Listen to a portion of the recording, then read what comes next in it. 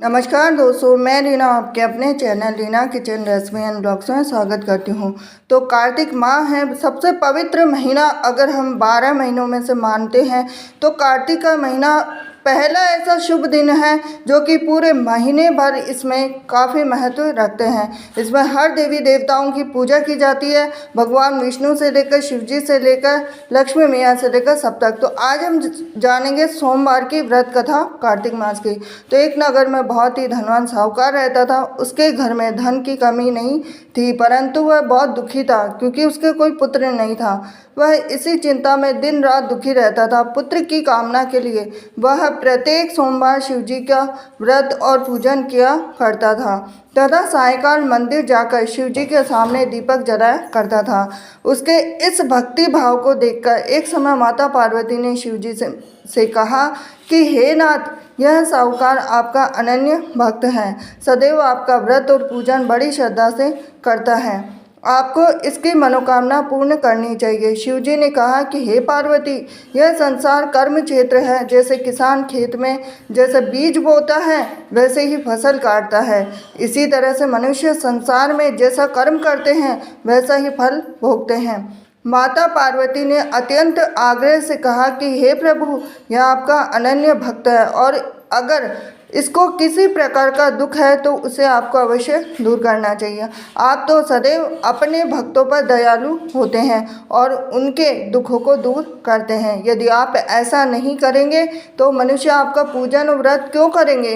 तो माता पार्वती का ऐसा आग्रह देखकर शिवजी कहने लगे कि हे पार्वती, इसके कोई पुत्र नहीं है, इसकी इसी चिंता में यह अति दुखी रहता है। अब इसके भाग्य में पुत्र न होने पर मैं इसको पुत्र की प्राप्ति तो दे सकता हूँ, परंतु वह भी 12 वर्ष तक जीवित रहेगा। इसके पश्चात वह मृत्यु को प्राप्त हो जाएगा। इससे अधिक मैं इसके लिए कुछ भी नहीं कर सकता हूँ। माता पार्वती और भगवान शिव का यह वार्तालाप साहूकार सुन रहा था, तो इससे साहूकार को न तो प्रसन्नता हुई और न ही दुख हुआ। वह पूर्व के समय शिव जी का व्रत और पूजन करने लगा। अब कुछ समय के बाद में साहूकार की स्त्री गर्भवती हुई। घर में बहुत धूमधाम से खुशियाँ मनाई गई, लेकिन साहूकार के मन में तो था कि वो तो केवल 12 वर्ष तक जिंदा रहेगा, उसके बाद में उसकी कोई भी आयु नहीं थी।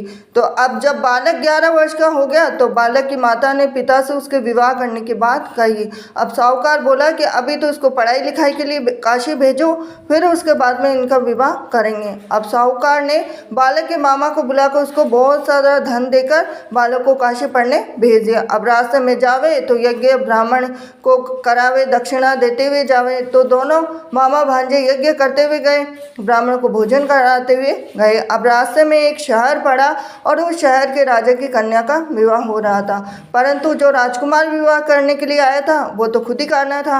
अब राजकुमार को देख राजकुमारी और उसके माता पिता विवाह में किसी भी प्रकार के अड़चन पैदा ना कर दे, इस वजह से उन्होंने उस सुंदर मनभावन लड़के को देखा तो उनके मन में विचार आया कि क्यों ना इस लड़के को वर के रूप में ढूंढ लिया जाए। तो ऐसे मन में विचार करके राजकुमार के पिता ने उस लड़के और उसके मामा से बात कर ली। अब दोनों राजी हो गए।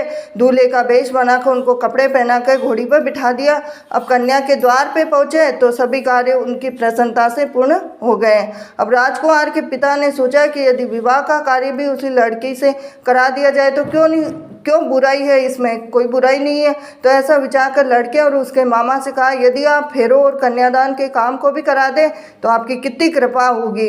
अब सेठ का पुत्र जिस समय जाने लगा तो उसके राजकुमार की चुनरी के पल्ले पर लिख दिया कि तेरा विवाह मेरे साथ हुआ है, परंतु जिस राजकुमार के साथ तुझे भेजेंगे वो तो खुद ही करना है। अब मैं काशी जी पढ़ने जा रहा हूँ। अब सेठ के लड़के के जाने के पश्चात राजकुमारी ने जब अपनी चुनरी पर ऐसा लिखा हुआ पाया तो अंधे राजकुमार के साथ जाने से मना कर दिया।